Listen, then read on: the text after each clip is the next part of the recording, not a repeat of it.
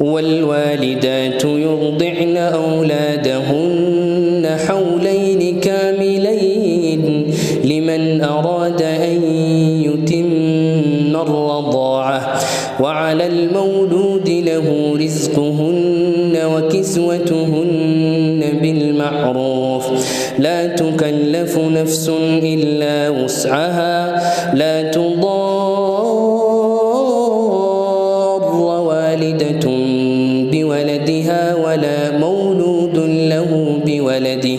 وعلى الوارث مثل ذلك فإن أرادا فصالا عن تراض منهما وتشاور فلا جناح عليهما وإن أردتم أن تسترضعوا أولادكم فلا جناح عليكم إذا سلمتم ما آتيتم بالمعروف واتقوا الله واعلموا أن الله بما تعملون بصير والذين يتوفون منكم